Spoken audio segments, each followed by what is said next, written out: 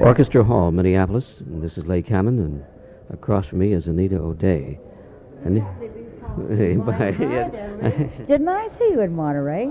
well, I may have seen you in Monterey. Yes, you were just really, truly alive and spectacular there. Thank you much.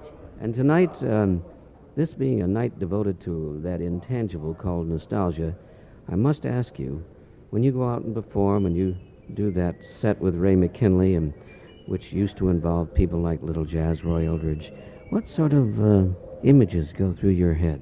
Well, precisely the thing is that the music is identical. We took the arrangement from the original record. And so you hear just the way it was written. Of course, we can't have Roy with us. I don't know what he's doing, but he's not on the tour. But the music is the same. Hi, Paula Kelly. She's on her way to the States. Say hello to the radio station. Hi, how are you? There you Paula. go. Hey, Hi, Kamman. Leigh. How are I you? know, nice to see you. Nice to see you. Okay. Back to like we're doing a nostalgia scene. It's the Ray McKinley Orchestra. And like I say, it's the arrangements. Roy's not with us, but whoever is on trumpet plays the part. And on stage, of course, I do the jive dance. A little fatiguing at my age, but we still do it. The people seem to like it. So nostalgia's here. I think you represent the spirit of eternal youth. Well, I accept that one. Thank you.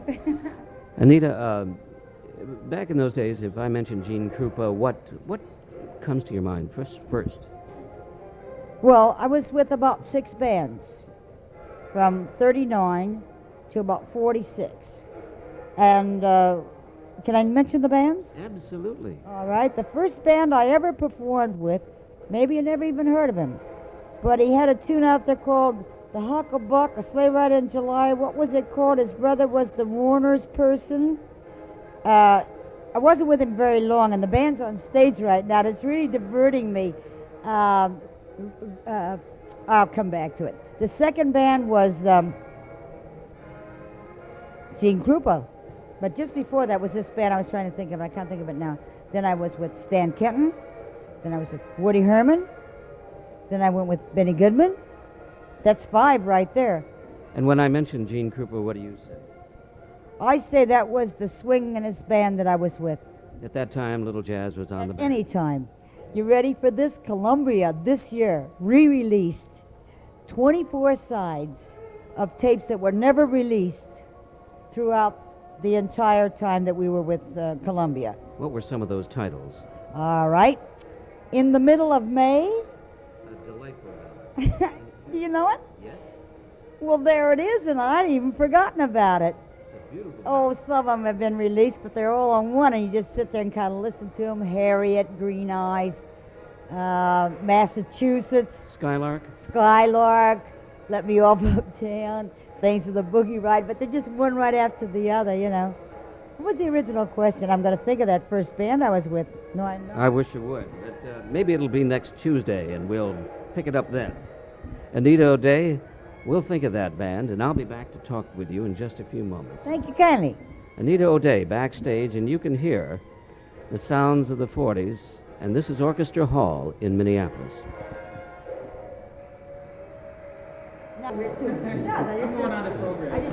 Well, just a little jive, see? Tom Whiston is over there, and then right over there is the big band, and that's Anita O'Day off stage, way off stage. Anita, what was the name of that band? What was the first band that you were with? I just remember, Leigh. Leigh. Uh, Raymond Scott. That's right, Raymond Scott. Boy Scout in Switzerland. That was one title. And a number of 18th century drawing room. Right. I sang the 5 o'clock whistle. That's right. I've ever heard the song. And he gave it to me one morning, and he said, we're putting it in the show that night. And I said, sure, fine, all right. So all day long I'm trying to learn this song. And that night on the dinner show, he says, you know the song? And I didn't want to lose my job. I said, sure. So I get out on stage and I says, the 5 o'clock whistle didn't blow. And I couldn't think of one more word. So I danced 4 courses. And I took 16 bows and I got fired. He says, I didn't hire a dancer, I hired a singer. But that was my experience. I was only 20. Anita O'Day with some reminiscence about that first job. Anita, there have been some singers who found you as sort of a very central force and influence in their life, and names like June Christie, Chris Connor, and Helen And Merrill. Richard. And Richards. I saw her last night at Donnie's In Los Angeles. in L.A. You have really, what most people take for granted is that you're really the kind of the voice, the force, and the influence of the style that belongs to Anita O'Day. That style was embodied and translated by June Christie and Chris Connor, but never with a great skill and artistry. Who influenced you? Wow. Who did you listen to? What to say? Oh, I listened to them all when I was in high school. I used to listen to Mildred Bailey, Ella Fitzgerald, or Tisket Tasket. I said Mildred Bailey because I really dug her. Did you notice about Mildred Bailey? She sang consonants, and that was always taboo. You're supposed to sing the vowels, like A, E, I, O, U. But Mildred sang the consonants. For instance, you're never singing in, but she would say, singing in the rain. And that impressed me. How about Ella? When you first heard her, what struck you about her? Well, Ella was playing on the south side in Chicago, and I was born and raised in Chicago on the north side. Every night, I would go to the south side to dance to Chick Webb's orchestra, and Ella happened to be the singer there. So it was just part of like the regular, that was what went down. Then you listen to the records. It's called Natural Swing, perfect. And anyone else that, how about instrumentalists? You're a jazz horn in a sense. Yes, after I became involved and got over the hump of who do you listen to for lyrics, and then where do you go from here? I started listening to instrumentalists. Exactly. How'd you know about that? Who did you listen to? I was very much aware of Buddy DeFranco. I loved his phrasing. He had a very good tone, and you could hear the phrase. And he practiced 8 hours a day. He practiced 25 hours a day. It's true. And he married a girl named Anita, which is nothing except that was the one I listened to, and I listened to all piano players for phrasing. And anyone in particular? I was in a club in 1929. Oops, I went too far back. 1939, I was in a club. It was an upstairs-downstairs spot called the Three Deuces in Chicago. The downstairs club was called the Offbeat Room, and I opened with